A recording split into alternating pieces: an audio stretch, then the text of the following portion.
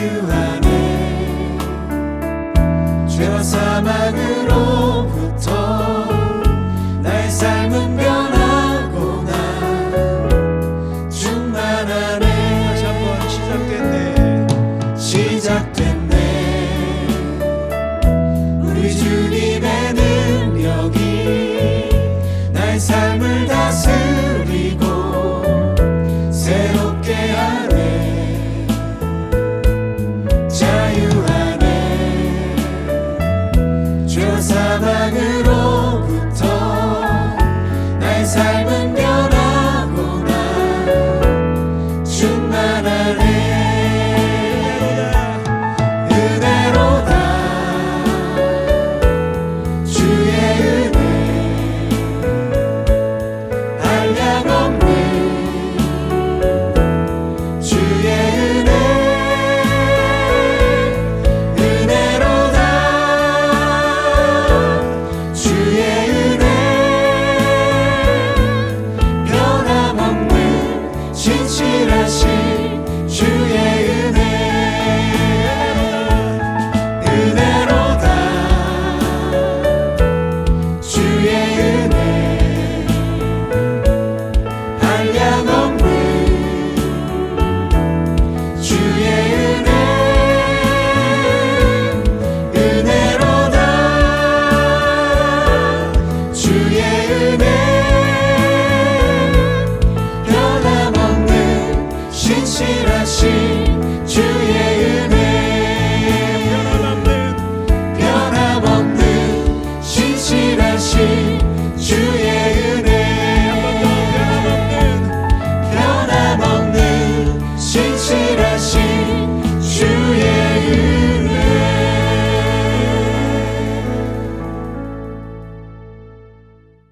예, 2020년에는 무엇보다도 날마다 말씀 묵상과 성경 읽기를 할 수 있었다는 점이 너무 감사합니다. 그것을 통해서 날마다의 삶들이 풍성하게 채워졌고 또 전보다는 어제보다는 더 나은 오늘 하루의 삶을 살 수 있도록 하나님이 인도해 주심을 느꼈던 것이 너무 감사했던 한 해였습니다. 조금 더 참을 수 있고 아직도 부족하지만 조금 더 웃을 수 있고 조금 더 하나님의 일을 생각할 수 있었던 그런 한 해였던 것 같아서 너무 감사드립니다. 말씀으로 항상 삶을 지키는 우리 되기를 원합니다. 소원합니다. 감사합니다. 주일 예배 오신 여러분 환영합니다. 오늘도 감사의 간증으로 우리의 눈을 더 밝게 해주신 우리 김지수 가사님께 감사드립니다. 성도 여러분, 이 세상에 아무리 비싸고 좋은 기타라 해도 조율이 완전히 보장되진 않습니다. 온도에 따라서 습도에 따라서 기타 줄이 풀리기도 하죠. 그래서 연주를 하기 위해서는 반드시 조율이 필요한 것처럼 우리의 삶의 예배는 우리의 인생을 조율하도록 하나님께서 우리를 부르시는 자리라고 저는 믿습니다. 높아진 생각, 또 너무 낮아진 생각들, 이런 생각들을 하나님께서 만져주시기 원하십니다. 오늘 예배 가운데 정말 기본적인 진리가 있다면 그 진리에 우리가 조율되어야 될 것입니다. 하나님이 다스리십니다. 이 하나님이 다스리신다는 이 진리에 우리가 함께 소리를 내고 찬양을 통해서 조율되었으면 좋겠습니다. 주님 다스리시는 함께 찬양하겠습니다.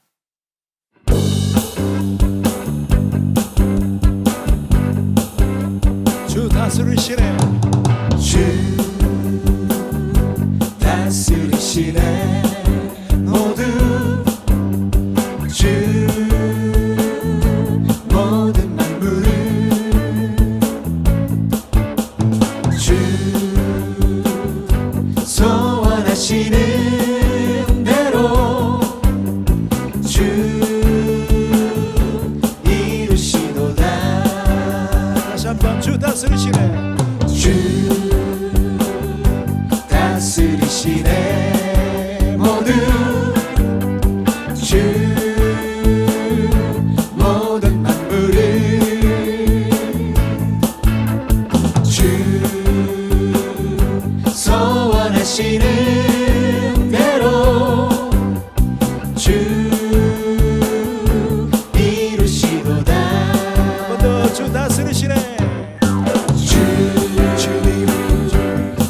다스리시네 모두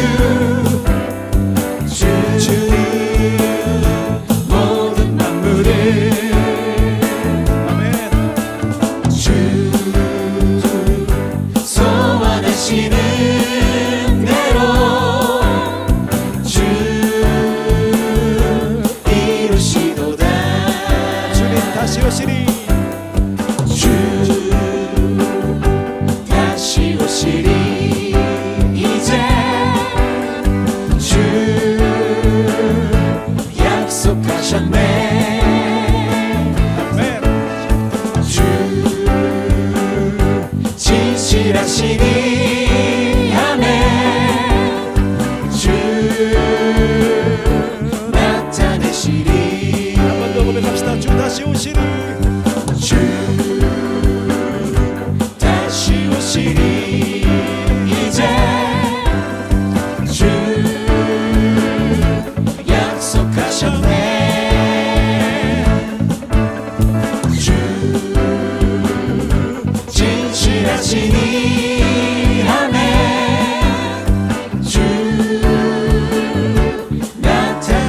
나타내시리 여호와의 영광을 여호와의 영광을 인정하는 것이 세상에 가득하리라 여호와의 영광을 인정하는 것이 세상에 가득하리라 여호와의 영광을 여호와의 영광을 인정하는 것이 세상에 가득하리라 여호와의 영광을 인정하는 것이 세상에 가득하리라 물이 바다를 덮은 빛이 가득 인정되리라 물이 바다를 덮은 빛이 가득 인정되리라 여호와의 영광을 인정하는 것이 세상에 가득하리라 여호와의 영광을 인정하는 것이 세상에 가득하리라 여호와의 영광을 인정하는 것이 세상에 가득하리라 여호와의 영광을 인정하는 것이 세상에 가득하리라 할렐루야 할렐루야 할렐루야 영광의 찬양 주께 할렐루야 할렐루야 할렐루야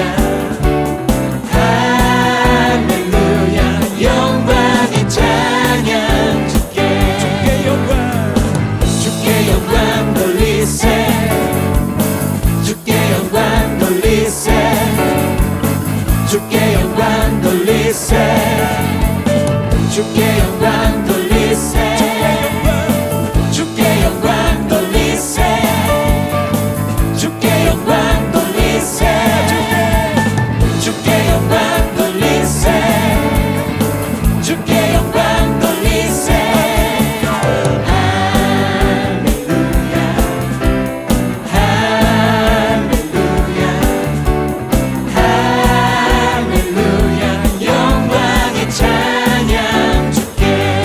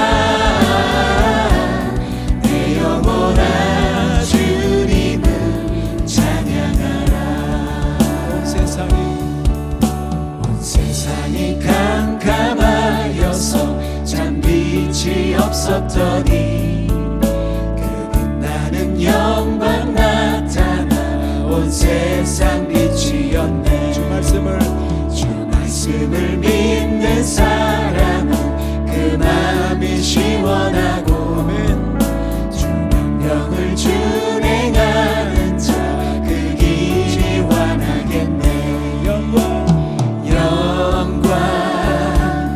영광의 주,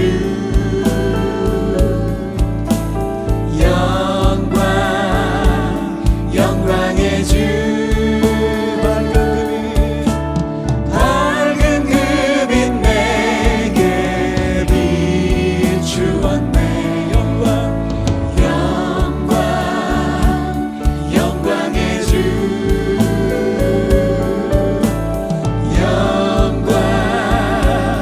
영광의 주. 이 세상의 빛은 오직 주 예수님. 올려서 영광하겠습니다. 영광의 주, 영광의 주,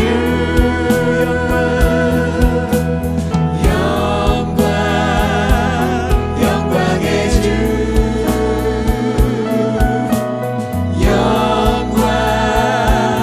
영광의 주.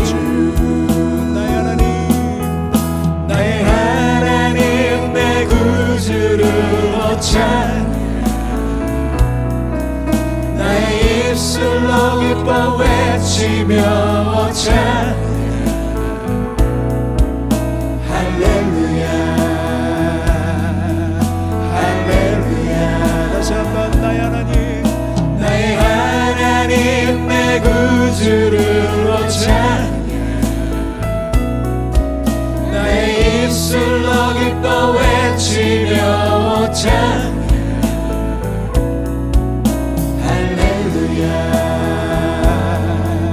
할렐루야. 내 입술로 내 입술로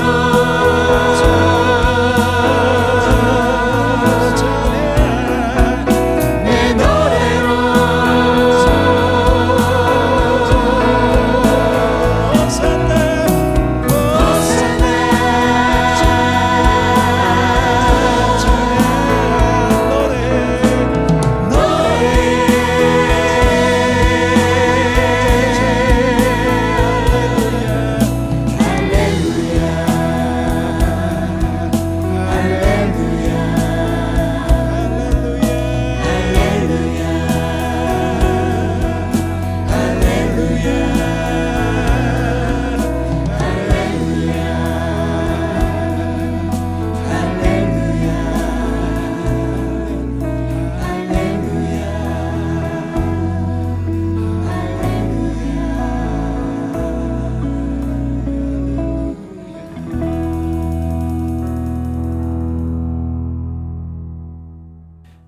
하나님 아버지, 우리를 택하여 주시고 하나님 앞에 가까이 나아갈 수 있는 은혜를 주신 것 감사합니다.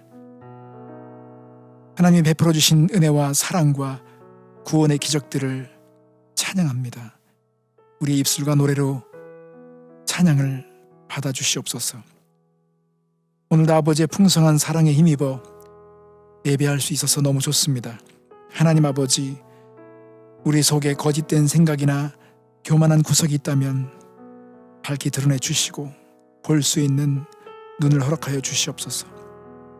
하나님, 우리가 사는 이 땅의 이 세상은 거짓이 진짜같이 둔갑하고 있고 진짜가 거짓으로 취급되고 있는 안타까운 현실을 우리가 살고 있습니다. 인간의 타락한 자만심과 탐욕이 더욱 번져서 우리의 자녀들이, 후손들이 살아갈 나라가 걱정되며 우리의 기준이 지금 어떻게 되는지 참으로 안타깝습니다. 하나님, 경건한 사람들의 기도와 간절한 부르짖음을 주께서 들으신 줄 믿습니다. 악한 생각들을 벌하여 주시옵소서. 정의가 다시 세워지는 날이 오기를 간절히 바랍니다.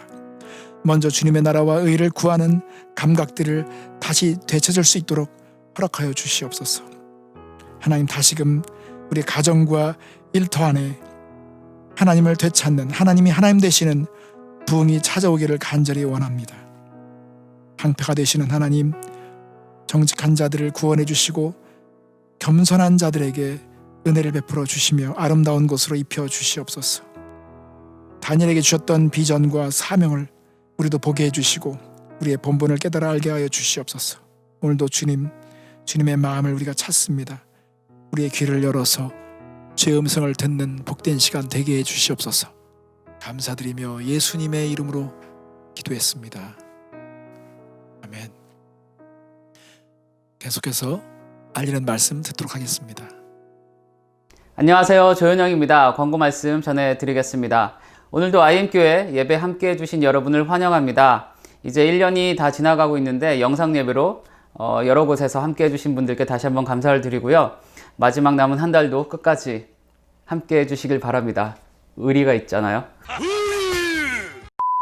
그리고 오늘은 12월 생일 맞으신 분들을 축하하는 시간 갖도록 하겠습니다. 여기 밑에 지금 자막으로 명단이 나가죠? 이분들을 생각하시면서 우리가 마음껏 박수로 축복하는 시간 가졌으면 좋겠습니다. 자, 준비되셨죠? 준비, 시작! 축하합니다.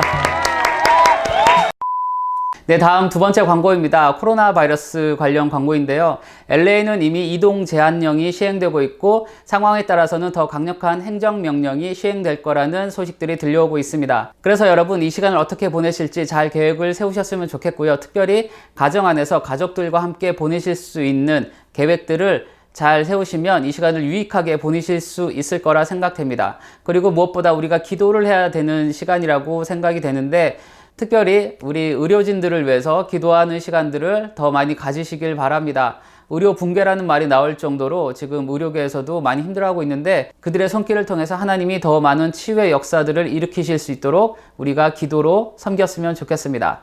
네, 이제 마지막 광고입니다. 하반기 선교헌금을 선교지에 보내려고 합니다.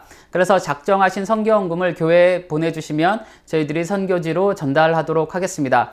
네, 헌금을 보내시는 방법은 주보를 참고해 주시고요. 목사님 댁에 직접 방문하셔서 주시는 방법도 있긴 하지만 요즘 시기를 감안해서 가급적이면 온라인과 우편을 통해서 헌금을 보내주시기를 바랍니다. 네, 이것으로 광고는 마쳤고요. 이제 말씀 듣는 시간 이어지겠습니다. 오늘 말씀은 빛나는 영성이라는 제목으로 목사님께서 전해 주시겠습니다. 우리 모두 빛나는 영성을 가지는 그런 시간 되기를 바랍니다. 감사합니다. 오늘 우리에게 주신 하나님의 말씀은 다니엘서 9장 1절부터 7절 그리고 18절부터 19절 두 부분입니다.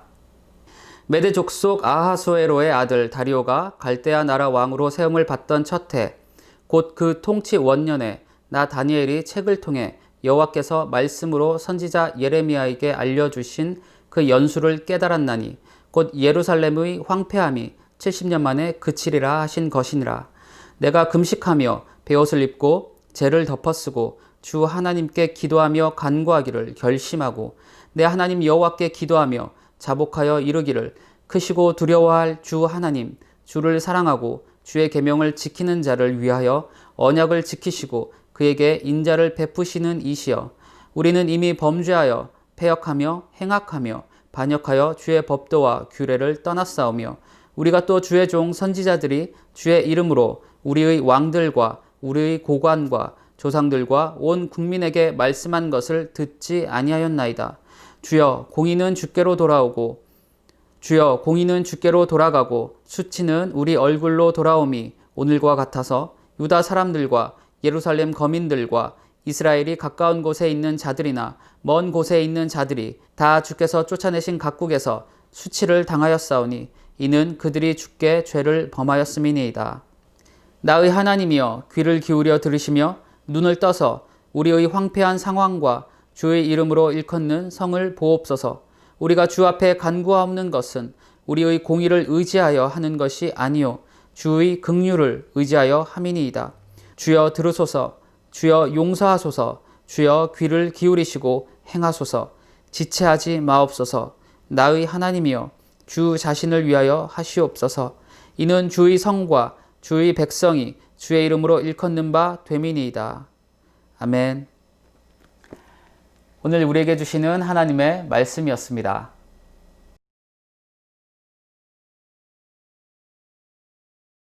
성도 여러분, 우리가 요즘 다니엘서를 읽고 있는데요.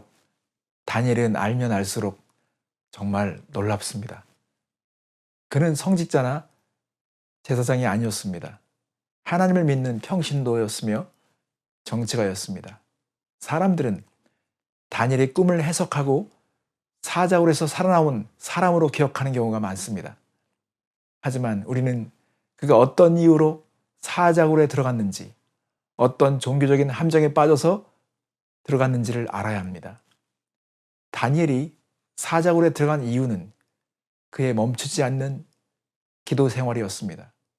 왕이 정한 새로운 종교법이 시행되는 기간에 다니엘이 하나님께 나아가면 안 되는 법이 정해졌습니다.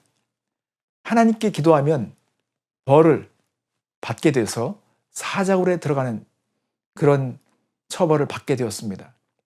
물론 이것은 오직 다니엘을 표적을 삼아서 만들어진 음모였습니다. 이런 모든 상황을 알면서도 다니엘은 기도를 멈추지 않았습니다. 그러므로 오늘 우리는 그가 멈출 수 없었던 기도의 비밀과 기도의 내용에 집중하기를 원합니다. 다니엘의 기도를 통해 그의 내면 세계와 영성을 보게 될 것입니다. 성도 여러분, 영성은 무엇입니까? 영성은 쉽게 말하자면 관계로 말할 수 있고 관계로 보여줄 수 있는 것이 영성입니다. 어떤 사람이 자신이 가장 가치 있게 여기는 것과 맺는 관계를 영성이라고 말할 수 있습니다. 하나님의 사람들은 자신의 영성을 하나님과의 관계로 보여줄 수 있어야 합니다. 다니엘은 하나님을 중요하게 여기는 영성을 갖고 있었습니다. 하나님과의 관계가 가장 중요했기 때문입니다. 그 어떤 것도 하나님께 나아가는 것을 방해하거나 막을 수 없었습니다. 이런 영성이 10대에 결정되었습니다. 그런데 10대의 모습이 90세가 되었음에도 변하지 않았습니다. 하나님은 한 사람의 영성을 드러내시기 위해서 때로는 시험을 주십니다. 그 시험이 준비된 사람에게는 더 빛나는 기회가 되는 것입니다. 내 믿음이 어디에 왔는지, 어느 정도까지 믿음을 가지고 있는지를 증명해 주는 것이 바로 이 시험이 주는 기회입니다. 불을 통과하는 영성을 가졌습니까? 그런 사람은 불시험이 오면 빛이 날 것입니다. 다니엘은 사자를 이기는 영성이었습니다. 굶주린 사자들이 굴복하는 영성을 가지고 있었습니다. 이것은 하루아침에 만들어지는 것이 아닙니다. 매일 사자의 소리를 듣고 사자와 싸워본 사람만이 이길 수 있는 시험이었습니다. 가끔 저희 집에 귀뚜라미가 출몰할 때가 있습니다. 그러면 가족 중에서 기겁을 하는 사람이 있습니다. 누군지 말하지 않겠습니다. 이렇게 손가락 마디보다 작은 생물체가 나타났는데 만물의 영장이 놀라서 도망을 치는 것입니다. 저보고 처리해달라고 할 때가 있습니다. 왜 이런 일이 벌어질까요? 익숙지가 않아서 그런 것입니다. 시골에 사는 어린이들은 귀뚜라미와 익숙합니다. 개구리에 익숙합니다. 송충이에 익숙합니다. 가지고 놀기도 합니다. 어떻게 벌을 사용해서 침을 뺄 수 있는지를 그들은 압니다. 신발에 비벼서 벌을 이렇게 자극을 주면 침이 빼지는 것을 볼 수 있습니다. 익숙하면 무섭지가 않습니다. 이처럼 사자에 익숙한 사람이 사자를 이길 수 있습니다. 우리의 삶에서도 하나님과의 교제를 하지 못하게 만드는 현실의 사자들이 있습니다. 하나님과의 교제를 하지 못하도록 여기저기서 으르렁대는 사자들이 존재합니다. 이 현실의 사자들을 굴복시키기 위해서 우리는 우리의 영성을 매일 돌아볼 수 있어야 합니다. 이제 하나님을 가장 중요하게 생각했고 그래서 어떠한 상황에서도 멈추지 않고 하나님 앞에 매일 나아갔던 다니엘의 내면과 영성을 좀 더 자세히 살펴보도록 하겠습니다. 첫째로 다니엘은 항상 배우는 사람이었습니다. 오늘 본문 1절 말씀을 함께 보겠습니다. 메대 족속 아하수에로의 아들 다리오가 갈대아 나라 왕으로 세움을 받던 첫 해, 곧 그 통치 원년에 나 다니엘이 책을 통해 여호와께서 말씀으로 선지자 예레미야에게 알려주신 그 연수를 깨달았나니. 여러분, 다니엘이 이때 나이가 90세입니다. 그는 성공한 정치인이었고 영웅이었고 전설이었습니다. 90세에 무엇을 더 배워야 했겠습니까? 그런데 그의 손에 책이 들려져 있었습니다. 성경입니다. 하나님의 뜻을 배우고자 했습니다. 하나님에 대한 관심을 끝까지 놓치지 않고 있었습니다. 그는 하나님의 말씀을 공부하고 있었습니다. 그의 손에는 예레미야서가 들려져 있었습니다. 그는 지금 제국이 바뀌고 또 다른 민족에 속한 총리가 되어 있었습니다. 정치와 국사에 관한 일로 바쁠 수 있었을 것입니다. 늘 그랬듯이 민족주의자들의 따가운 시선과 시기와 틈을 노리는 음모가 도사리고 있었습니다.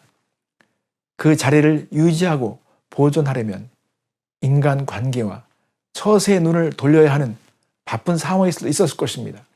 그런데 그는 예레미야서를 보고 있었습니다. 여러분, 예레미야 하나님은 유다 민족을 지켜주지 못한 것 같이 보였을 것입니다. 70년 가까이 포로 생활을 하고 있었습니다. 그런 무능하게 보였던 하나님을 공부한다는 것은 바보 같고 미련하게 보일 수 있을지 모릅니다. 하지만 다니엘은 끝까지 하나님을 배우는 사람이었습니다. 우리도 그렇게 해야 합니다. 배움이 중요한 이유는 우리가 깨달아야 할 것이 있기 때문에 그렇습니다.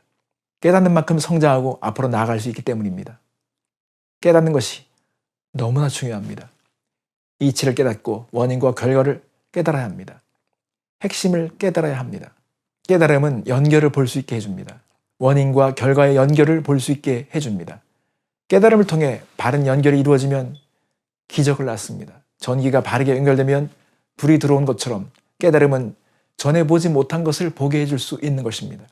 이런 깨달음이 있으면 배움이 즐겁고 지속될 수 있을 것입니다. 다니엘은 무엇을 깨달았습니까? 오늘 말씀처럼 연수를 깨달았습니다. 이 민족이 70년 포로를 살아야 하는 그 연수를 깨달은 것입니다. 그리고 이 70년이 다 되어가고 있습니다. 2절 후반부에 보면 예루살렘의 황폐함이 70년에 그치리라 하신 의미를 깨달은 것입니다. 예레미야 선지자는 유다 백성이 어느 기간 동안 포로로 살게 될 것인지를 예언했습니다. 예레미야 29장 10절 말씀을 보겠습니다. 여호와께서 이와 같이 말씀하시니라. 바벨론에서 70년이 차면 내가 너희를 돌보고 나의 선한 말을 너희에게 성취하여 너희를 이곳으로 돌아오게 하리라. 다니엘은 이 말씀을 읽으면서 이제 70년이 다 되었는데 이 포로 기간이 끝났겠구나 하는 깨달음을 갖게 된 것입니다. 또 왜 하나님이 이 기간을 70년으로 정하셨는지를 깨달았을 것입니다. 성도 여러분, 하나님은 왜 70년을 정하셨을까요? 하나님은 아무렇게나 포로 기간을 정하신 것이 아닙니다. 계산의 기준과 근거가 있으셨습니다. 이스라엘 백성은 490년 동안에 안식년을 지키지 않았습니다. 하나님은 7년째 되는 해마다 땅을 쉬도록 안식년을 명하셨습니다. 그래서 6년째 되는 해에는 2배의 수확을 허락하셨습니다. 그 다음에 쉬어야 했기 때문에 2배를 주신 것입니다. 그런데 인간은 탐욕 때문에 이렇게 2배를 얻은 땅을 놀게 하고 싶지 않았습니다. 그래서 하나님의 명령을 어겼던 것입니다. 이런 심보는 결국 모든 삶에서 나타나게 됩니다. 하나님을 예비하는 마음의 자세도 변할 수밖에 없습니다. 하나의 명령을 어기면 전심을 가질 수가 없습니다. 형식적인 것이 됩니다. 그들의 영성은 이중적인 영성이 되고 결국 진리를 따지는 영성으로 변하게 됩니다. 하나님께 전심을 주지 않는 마음에는 우상이 자리를 차지하게 됩니다. 그래서 그들은 우상에게 쉽게 달려갔습니다. 하나님은 그들이 490년 동안 불순종한 세월을 70년이라고 보신 것입니다. 하나님은 정말 정확하십니다. 역대하 35장 21절 말씀에도 이렇게 증언하고 있습니다. 이에 토지가 황폐하여 땅이 안식년을 누림같이 안식하여 70년을 지냈으니 여호와께서 예레미야의 입으로 하신 말씀이 이루어졌더라. 다니엘은 이것을 깨달은 것입니다. 여호와께서 말씀으로 선지자 예레미야에게 알려주신 그 연수를 깨달았다는 것입니다. 2절 말씀에 그는 이 연수를 깨닫고 나서 충격에 빠졌습니다. 하나님은 정확하시구나. 하나님은 완전하신 분이시구나. 성도 여러분, 우리는 깨달아야 합니다. 그 깨달음이 우리의 삶을 말해줄 수 있어야 합니다. 하나님은 우리를 사랑하시기 때문에 우리를 정확하게 다루십니다. 하나님은 대충대충 하시지 않습니다. 대충대충이 건물을 무너뜨리게 합니다. 대충대충은 위험한 생각입니다. 그래서 백화점이 무너지고 다리가 무너지는 것입니다. 우리의 삶을 돌아보십시오. 대충대충 하고 있는 것은 없는지 돌아봐야 합니다. 우리의 예배를 돌아봐야 합니다. 내가 아무리 돈을 모아도 사건 하나가 터지면 다 뱉어낼 수도 있습니다. 아무리 성실하다 해도 하나님께 성실하지 않으면 하나님이 없는 성실이 얼마나 허무한 성실인지를 알려주실 것입니다. 이런 깨달음이 없다면 여러분, 죄송한 표현이지만 성경은 그렇게 말씀합니다. 깨닫지 못하는 자는 짐승과 같다고 했습니다. 느부갓네살 왕은 깨닫지 못했을 때 짐승처럼 지냈습니다. 그가 깨달아진 후에야 청명이 다시 돌아왔습니다. 이것이 진실입니다. 다니엘은 깨달아졌습니다. 어떻게 깨달아졌을까요? 그가 하나님의 말씀을 공부하고 있었기 때문입니다.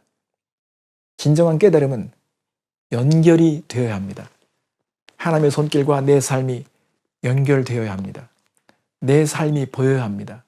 문제가 보여야 합니다. 아, 이것이었구나. 나에게 이런 문제가 있었구나. 그래서 결국 이렇게 된 것이구나. 이렇게 깨달아져야 합니다. 다니엘은 이 깨달음으로 민족의 죄악을 더 확신하게 되었습니다. 이제 70년이 끝나는 상황인데 이 민족이 이것을 깨닫지 못한다면 안 된다는 위기감을 갖게 된 것입니다. 다니엘은 깨달음에서 멈추지 않았습니다. 깨달음을 즉시 적용했습니다. 정말 깨달은 사람은 적용을 하게 됩니다. 적용을 하지 않는다는 것은 아직 깨닫지 못했다는 증거입니다. 지식만 쌓는 것입니다. 다니엘은 깨달음을 삶으로 가져올 수 있는 사람이었습니다. 말씀을 삶으로 옮기는 사람이었습니다. 우리도 우리 자신을 돌아볼 수 있기를 바랍니다. 우리도 깨달음을 추구하지는 않습니까? 그러나 깨달음만 추구할 수 있습니다. 깨달음의 목표가 어디 있습니까? 깨달음의 목적은 행동이고 삶이어야 합니다. 변화가 목적이 되어야 합니다. 동방박사들은 메시아의 탄생이 깨달아졌을 때 그 멀리 유다 땅으로 떠나왔습니다. 그들은 사람들에게 유대인의 왕으로 오신 이가 어디에 계시는지를 물었습니다. 그때 그 도시는 발칵 뒤집어졌습니다. 유다의 왕은 헤롯인데 유다의 왕으로 누가 또 오신다는 것인지 충격에 빠졌습니다. 그래서 말씀을 연구하는 서기관들에게 물었습니다. 그랬더니 그들이 대답했습니다. 맞습니다. 미가 선지자가 이렇게 예언했습니다. 미가 선지자 5장 2절 말씀에 보면 베들레헴 에브라다야 너는 유다 족속 중에 작을지라도 이스라엘을 다스릴 자가 내게서 나올 것이라. 그의 근본은 상고에 영혼에 있느니라고 쓰여 있었습니다. 미가 선지자가 베들레헴에 나신다고 예언했다는 것을 그들은 알고 있었습니다. 그런데 이상하게도 말씀을 연구하던 유다 땅의 서기관들은 메시아를 기다리지 않았습니다. 그들은 아무것도 준비하지 않았습니다.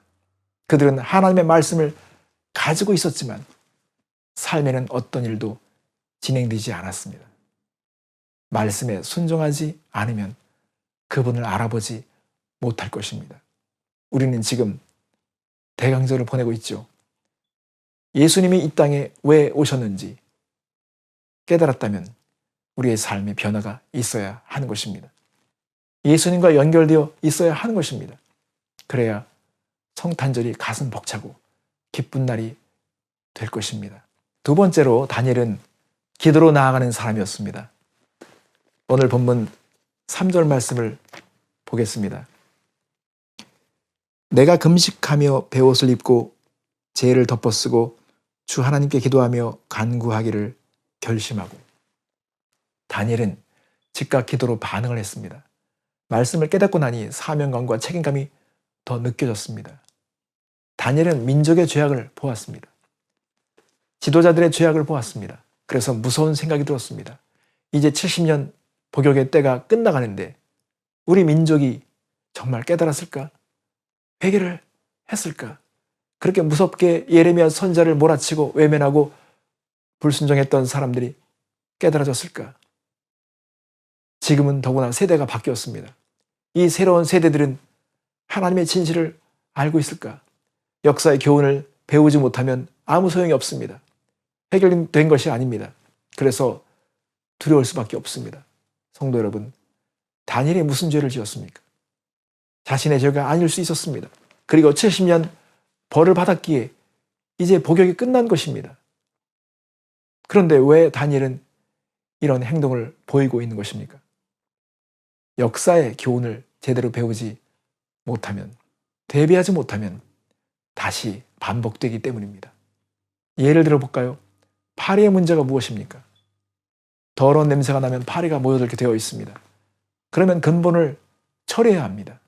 그것을 깨달은 사람들은 반드시 치울 것입니다. 더러운 냄새를 해결하지 않으면 파리는 또 날아오게 되어 있습니다. 이것을 깨달은 사람은 자신을 정결케 합니다. 이것이 회개입니다. 잘라내는 것, 문제의 원인을 없애는 것, 방향 전환을 하는 것이 회개입니다. 다니엘은 깨달아진 후에 즉각적으로 기도로 응답했습니다. 여기서 중요한 교훈이 한 가지 더 있습니다. 기도는 하나님과의 대화입니다. 하나님은 탁월한 커뮤니케이터이십니다. 하나님은 우리에게 말씀을 주신 이유는 우리와 대화를 하고 싶어서 그런 것입니다. 그래서 성경을 읽고 공부하는 것이 필수입니다. 성경을 읽으면서 깨달아진 것은 우리에게 그 깨달아진 것을 가지고 고백하는 것이 기도라는 것입니다. 하나님에게 무엇을 해달라고 구하기 이전에 하나님이 어떤 분이신지를 먼저 알아야 합니다. 친밀한 대화로 나아갈 수 있어야 하는 것입니다. 여러분의 삶에 말씀과 기도가 계속될 수 있기를 바랍니다. 셋째로, 다니엘은 자신을 공동체와 동일시하는 사람이었습니다. 여기서 다니엘의 영성 가운데 가장 중요한 면을 또 보게 됩니다. 그의 영성은 이기적인 영성이 아니었습니다. 그는 민족 공동체를 자신과 하나라고 생각했습니다. 여러분, 우리가 가진 영성은 공동체에 대한 생각으로 그 진실이 드러나게 되어 있습니다. 다니엘은 민족을 사랑하고 민족과 함께 같은 공동체 운명의식을 가졌습니다. 그래서 또 한 번 우리는 놀라게 됩니다. 그는 그 시대에 제국의 총리였습니다. 왕을 빼놓고는 올라갈 때까지 올라간 사람이었습니다. 다니엘은 모든 구약 성경에 죄악이 기록되지 않은 몇 안 되는 사람 중에 한 명이었습니다. 그것은 그가 죄를 하나도 짓지 않았다는 의미가 아닙니다. 믿을 수 없을 정도로 흠잡을 데 없는 삶을 살았다는 것을 의미합니다. 실제로 사자굴에 들어가기 전에 그 시대 사람들은 다니엘의 결함을 찾지 못했습니다. 그러나 자신의 민족은 지금 패망했고 다시 일어서는 것이 불가능해 보이는 이런 상황 속에서, 더구나 위다 민족은 작은 민족이었고 뚜렷하게 존경할 수 있는 지도자도 없었던 때에 다니엘은 이런 민족과 자신을 동일시하고 있었습니다. 왜 그렇습니까? 하나님이 선택한 민족이기 때문입니다. 하나님이 창조하신 민족, 하나님의 계획을 가진 민족이라고 그는 믿었기 때문입니다. 그리고 이 민족을 자신의 몸으로 생각했습니다. 그의 기도에 자신의 민족을 향한 마음이 철저하게 나타나 있습니다. 공동체를 향한 하나님의 생각을 살피며 기도하고 있습니다. 기도는 하나님에 대한 생각이 중요합니다. 하나님에 대한 정확한 생각을 표현하는 것부터 시작되어야 합니다. 그리고 왜 이 민족이 어려워졌는지를 정확하게 알고 고백을 하고 있습니다. 4절부터 6절 말씀을 보겠습니다. 내 하나님 여호와께 기도하며 자복하여 이르기를, 크시고 두려워할 주 하나님, 주를 사랑하고 주의 계명을 지키는 자를 위하여 언약을 지키시고 그에게 인자를 베푸시는 이시여, 우리는 이미 범죄하여 패역하며 행악하며 반역하여 주의 법도와 규례를 떠났사오며 우리가 또 주의 종 선자들이 주의 이름으로 우리의 왕들과 우리의 고관과 조상들과 온 국민에게 말씀한 것을 듣지 아니하였나이다. 그는 지금 이 민족이 말씀대로 이루어졌다는 것을 기억하고 있습니다. 더 나아가서 7절 말씀을 보겠습니다. 주여 공의는 주께로 돌아가고 수치는 우리 얼굴로 돌아옴이 오늘과 같아서 유다 사람들과 예루살렘 거민들과 이스라엘이 가까운 곳에 있는 자들이나 먼 곳에 있는 자들이 다 주께서 쫓아내신 각국에서 수치를 당하였사오니 이는 그들이 주께 죄를 범하였음이니이다. 다니엘은 민족을 대신해서 용서를 구하고 하나님의 공의와 자비를 구하고 있습니다. 18절부터 19절을 보면 이것을 우리가 알 수 있습니다. 나의 하나님이여 귀를 기울여 들으시며 눈을 떠서 우리의 황폐한 상황과 주의 이름으로 일컫는 성을 보옵소서. 우리가 주 앞에 간구하옵는 것은 우리의 공의를 의지하여 하는 것이 아니요 주의 큰 긍휼을 의지하여 함이니이다. 주여 들으소서. 주여 용서하소서. 주여 귀를 기울이시고 행하소서. 지체하지 마옵소서. 나의 하나님이여 주 자신을 위하여 하시옵소서. 이는 주의 성과 주의 백성이 주의 이름으로 일컫는 바 됨이니이다. 이 기도는 본래 역대하 7장 14절에 나와 있는 하나님께서 솔로몬 왕에게 하셨던 약속을 기억한 기도입니다. 내 이름으로 일컫는 내 백성이 그들의 악한 길에서 떠나 스스로 낮추고 기도하여 내 얼굴을 찾으면 내가 하늘에서 듣고 그들의 죄를 사하고 그들의 땅을 고칠지라고 말씀하셨습니다. 성도 여러분, 오늘날 교회는 엄청난 시련을 맞고 있습니다. 예배를 함께 모여서 드리지 못한 시간이 너무 오래되었습니다. 우리는 이 시대에 교회가 된다는 것, 함께 모여 예배를 드린다는 것이 어떤 것인지 생각의 변화가 오고 있습니다. 이런 격변기에 우리가 어떤 생각으로 임하느냐에 따라서 너무도 중요한 차이가 벌어질 것입니다. 신앙의 퇴보가 될 수도 있고 진보가 될 수도 있습니다. 그러므로 다니엘이 다음 세대를 생각하면서 울부짖었던 모습이 저와 여러분에게 큰 도전이 되기를 바랍니다. 이제 결론을 짓겠습니다. 다니엘은 끊임없이 말씀을 배우는 사람이었습니다. 기도로 나아갈 수 있는 사람이었습니다. 그는 민족을 자신과 한 공동체로 생각할 수 있는 사람이었습니다. 그러므로 하나님은 다니엘에게 남들이 보지 못한 것을 보게 해주셨습니다. 남들이 듣지 못한 것을 듣게 해주셨습니다. 그래서 모든 성경에서 가장 강력한 예언들을 그에게 허락해 주신 것입니다. 그에게 수백 년 앞서서 메시아가 등장할 것을 보게 해주셨습니다. 하나님의 타이밍은 정확하셨습니다. 결코 늦지 않으셨습니다. 항상 제 시간에 오셨습니다. 여러분, 성경은 정확하고 전적으로 신뢰할 수 있는 책입니다. 사랑하는 성도 여러분, 이번 성탄절을 맞기에 앞서서 여러분 깨달음의 복을 누리기를 바랍니다.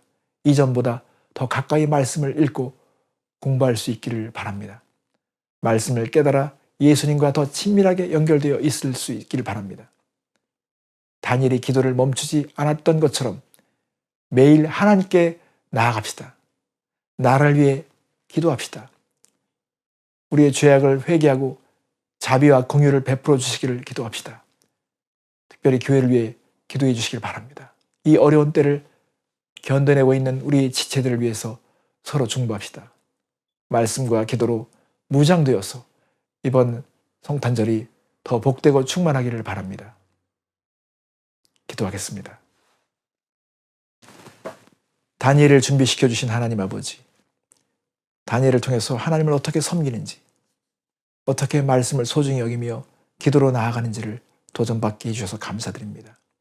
하나님은 사랑하는 성도들이 이번 성탄절을 맞기에 앞서서 말씀과 기도로 깨어있으므로 새해를 향한 하나님의 비전에 눈을 뜰 수 있는 축복을 허락하여 주시옵소서. 그래서 모두 한 마음으로 주님을 섬기며 더 빛나는 영성을 소유할 수 있도록 축복하여 주시옵소서.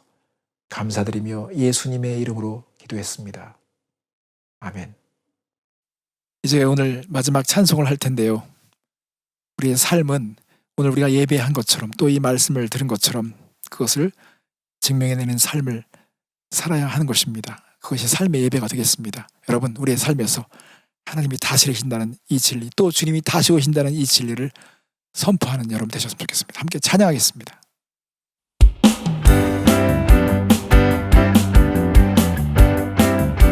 주 다스리시네.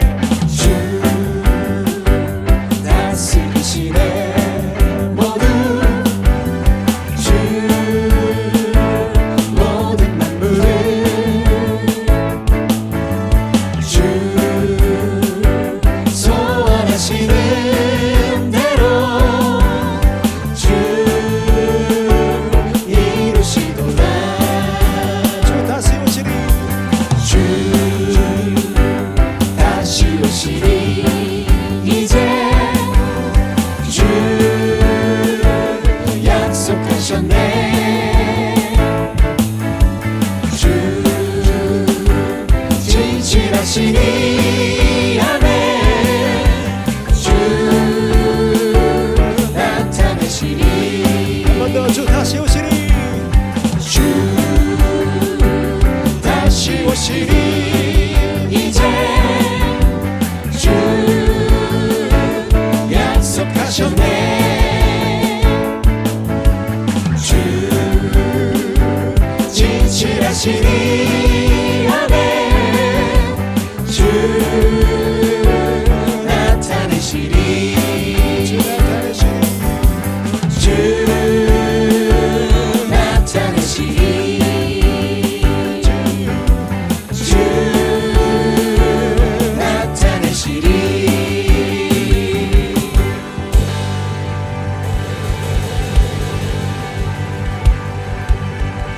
아멘.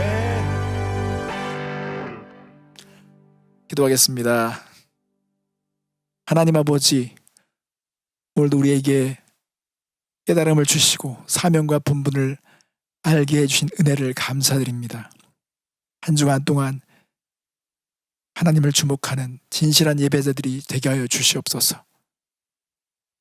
오늘 이 순간도 하나님의 부르심을 받아서 영혼 구원을 위해서 사역하는 우리 선교사님들에게 함께 해주시고, 주님, 이 어려운 때에 용기와 믿음을 잃지 않도록 하나님께서 함께 해주시옵소서. 오늘도 향기로운 예물로 주님 앞에 올려드리는 귀한 예배자들의 손길을 기억하시고 더 많은 감사의 이유들을 허락하여 주시옵소서. 지금은 평강의 왕으로 오시는 예수 그리스도의 은혜와 하나님의 크고 놀라우신 사랑과 성령님의 위로 충만한 은혜가 오늘 예배에 함께하는 성도들의 심령 위에 함께 하시기를 간절히 축원하옵나이다. 아멘.